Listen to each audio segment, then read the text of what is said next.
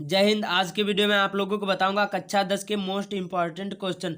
विज्ञान के ये क्वेश्चन है, 25 क्वेश्चन है। जो आप लोग इन क्वेश्चन को तैयार कर लेते हैं तो आपके 70 नंबर कंप्लीट हो जाएंगे। तो वीडियो बहुत ही इंटरेस्टिंग होने वाला है। सभी आप लोग इसको या फिर उतार लीजिए या फिर आप विद्या या क्वेश्चन बैंक में या बुक से आप लोग टिक लगा लीजिए और इन्हीं को याद करना है। मैं जो जो क्वेश्चन बताऊंगा आपको अच्छी तरीके से याद करना है। मैंने बहुत सारी बुक से और टेनियर से और बहुत सारी विद्याओं से मैंने ये क्वेश्चन पिक किए हैं, तो आपको इनको जरूर ही याद करके जाना है। ये 99% यही आएंगे, इससे अलग नहीं आएंगे। तो वीडियो बहुत ही इंटरेस्टिंग होने वाला है। तो पहला क्वेश्चन कौन सा है? पहला क्वेश्चन फिजिक्स का है। फिजिक्स का बताऊंगा, केमिस्ट्री का और बायो का, सभी बहुत ही इंपॉर्टेंट क्वेश्चन है। तो पहला क्वेश्चन है, उत्तल दर्पण में प्रतिबिंब किस प्रकार बनता है? किरण आरेख खींचकर दर्शाइए।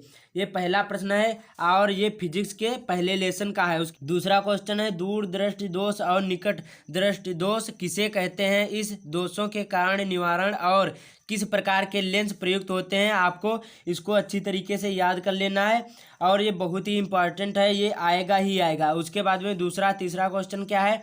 ओम का नियम क्या है? इसके सत्यापन के लिए आवश्यक प्रयोग का वर्णन कीजिए। परिपथ आरेख खींचकर, मतलब इसमें क्या है, ओम का नियम क्या है, इसके सत्यापन के लिए आवश्यक प्रयोग का वर्णन कीजिए और परिपथ आरेख खींचकर लिखिए। आपको ये करना है, ये बहुत ही इंपॉर्टेंट है, आप लोग इसको जरूरी पढ़ लिया होगा। उसके बाद में अब अगला कौन सा है, बहुत ही इंपॉर्टेंट, फैराडे के विद्युत चुंबकीय प्रेरण के नियम लिखिए। इसमें फ्लेमिंग के दाएं हाथ का भी नियम लिखना होता है। आपको इनको तैयार करना है, फैराडे के विद्युत चुंबकीय प्रेरण के नियम, उसके बाद में फ्लेमिंग के दाएं हाथ का नियम जरूर ही तैयार कर लेना है। और ये 4 नंबर का पूछा जाता है और 5 नंबर का और 7 नंबर का ये पूछ भी लिया जाता है। उसके बाद में अगला है फिजिक्स का, विद्युत जनित्र क्या है? इसके मतलब या विद्युत जनित्र क्या है और या पूछ लिया जाता है इसका चित्र बनाइए, और इस जिसको हम डायनमो कहते हैं, या पूछ लिया जाता है डायनमो किसे कहते हैं। तो आपको इसको बहुत ही इंपॉर्टेंट है, इसको जरूरी तैयार करना। अगला छठा क्या है? पवन चक्की का कार्य सिद्धांत क्या है? पवन चक्की का विवरण चित्र सहित समझाइए। ये बहुत ही इंपॉर्टेंट है, सभी इंपॉर्टेंट है, आपको टिक लगा लेना है या फिर इसको उसमें कॉपी में उतार लेना है और आप लोग इस पर बुक में ढूंढ लीजिए और इन्हीं को तैयार करना है। अब अगला कौन सा है, सातवां, सौर सेल क्या है? सौर सेलों का विकास तथा उपयोग पर टिप्पणी लिखिए। बहुत ही इंपॉर्टेंट, ये भी 4 से 7 नंबर का या बहुविकल्पीय प्रश्न इनमें से बहुत सारे बन जाते हैं। जो आपने जैसे अतिलघुत्तरी या दीर्घोत्तरी प्रश्न याद कर लिए तो उन्हीं से बहुविकल्पीय प्रश्न भी आपके हो जाते हैं। तो आपको इनको ही तैयार करना है। उसके बाद में अब अगला क्या है, क्या होता है जब? ये केमिस्ट्री से है, अब 8वें से केमिस्ट्री से शुरू होगा।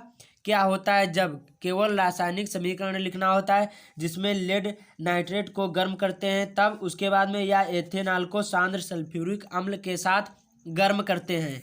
उसके बाद में या फिर ये बहुत ही इंपॉर्टेंट है, दोनों आपको समीकरण करना है। या फिर उसके बाद में इसमें एल्डिहाइड कीटोन और इन्हीं सारी पर अच्छी तरीके से कि इसकी विधि बनाने की विधि ये भी पूछ लिया जाता है, उनको भी आप लोग तैयार कर लेना। उसके बाद में अब 9वां कौन सा है? अम्ल, क्षार और लवण की परिभाषा तथा उदाहरण लिखना होता है। इसको भी आप लोग अच्छी तरीके से याद कर लेना है। अम्ल किसे कहते हैं, क्षार किसे कहते हैं, लवण किसे कहते हैं, इनकी परिभाषा तथा उदाहरण आपको याद करना है। ये बहुत ही इंपॉर्टेंट है, सभी आपको तैयार करना है। अब अगला कौन सा है? खाने का सोडा बनाने की विधि तथा उपयोग। आपको खाने का सोडा बनाने की विधि तथा इसके उपयोग आपको याद करना है। और ये केमिस्ट्री का है। उसके बाद में केमिस्ट्री का दूसरा है 11वां, फेन प्लवन विधि द्वारा संक्षिप्त टिप्पणी लिखिए। ये भी बहुत ही इंपॉर्टेंट है, मैंने इस पर बनाया हुआ हूँ वीडियो, आप लोग देख सकते हैं। उसके बाद में अब अगला कौन सा है? 12वां, मिश्र धातु किसे कहते हैं? ये भी बहुत ही इंपॉर्टेंट है, तो आपको इसको भी अच्छी तरीके से याद कर लेना है। मिश्र धातु किसे कहते हैं? जो Cu होता है वो आपका मिश्र धातु होता है। उसके बाद में साबुन क्या है? बनाने की विधि, रासायनिक समीकरण, अभिक्रिया आपको लिखना है और याद करना है। साबुन क्या है, बनाने की विधि याद करना है तथा रासायनिक अभिक्रिया भी याद करना है। ये 2 नंबर से 4 नंबर 7 नंबर का भी पूछ लिया जाता है केमिस्ट्री का। उसके बाद में इसमें क्या है, मेंडलीफ की आवर्त सारणी आपको तैयार कर लेना है। ये भी 7 नंबर की पूछी जाती है। उसके बाद में अब अगला क्या है, परावर्तनी भट्ठी का सचित्र वर्णन कीजिए। ये भी बहुत ही इंपॉर्टेंट है, आपको ये वाला और ये फेन प्लवन विधि वाला आपको जरूरी तैयार कर लेना है। ये बहुत ही इंपॉर्टेंट है, आपके एग्जाम में पूछे जाते हैं। अब अगला देखते हैं 16वां प्रश्न क्या है। यहाँ पर अब बायो का है, आपको इसको अच्छी तरीके से याद करना है। ये बहुत ही इंपॉर्टेंट है, आप लोग इनको जरूरी तैयार करना है। पहला है 16वां, मनुष्य के पाचन तंत्र का चित्र बनाना है। आपको केवल चित्र बनाना है, आप लोग तैयार कर लेना। और ये 7 नंबर का पूछा जाता है, 7 नंबर का पूछा जाता है। उसके बाद में अगला क्या है, विटामिन क्या है, इसके प्रमुख प्रकार तथा मानव जीवन में इसके महत्व आपको तैयार करना है। विटामिन क्या होते हैं, विटामिन ए क्या होता है, बी क्या होता है, सी क्या होता है, डी क्या होता है, या 12 क्या होता है विटामिन, इसके आपको सभी तैयार करना है। इसके महत्व, प्रकार, मानव के जीवन में इसके महत्व क्या है, ये भी आपको तैयार करना है। उसके बाद में अब हीमोग्लोबिन पर संक्षिप्त टिप्पणी आपको तैयार करना है। ये 4 नंबर से और 2 नंबर का भी पूछ लिया जा सकता है। ये बायो का है। अब 19वां कौन सा है, मनुष्य के श्वसन तंत्र की संरचना का वर्णन नामांकित चित्र बनाकर कीजिए। आपको मनुष्य के श्वसन तंत्र को चित्र भी बनाना होता है और इसके बारे में लिखना होता है, इसके संक्षिप्त टिप्पणी भी लिखना होता है। और ये भी 5 नंबर का और या 7 नंबर का या 4 नंबर का पूछा जाता है।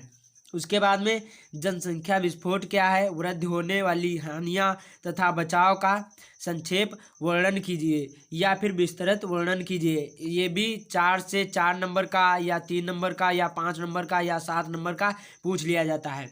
तो ये बहुत ही इंपॉर्टेंट है, आपको इसको जरूरी तैयार करके जाना है। अब अगला कौन सा है, पुष्प का नामांकित चित्र बनाइए। ये भी बहुत ही इंपॉर्टेंट है।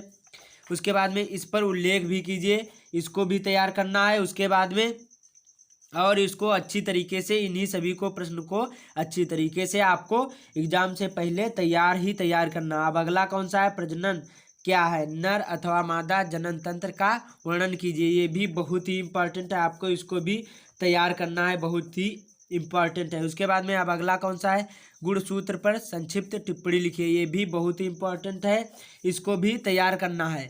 अब 23वां कौन सा है, मेंडल के आनुवंशिकता के नियमों की विवेचना कीजिए।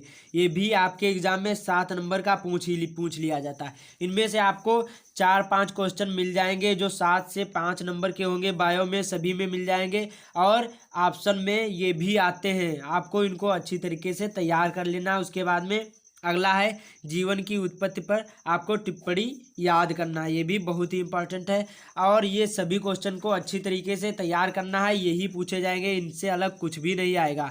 आप लोग जो इनसे तैयार कर लेते हैं तो आपके 70 नंबर कंप्लीट हो जाते हैं। तो आपको इनको ज़रूरी तैयार करके जाना है। चैनल पर पहली बार आए तो सब्सक्राइब जरूर कर लेना और किस टॉपिक पर वीडियो चाहते हैं वो भी कमेंट में ज़रूर बताना। जय हिंद, वंदे मातरम। मिलते हैं अगले वीडियो में।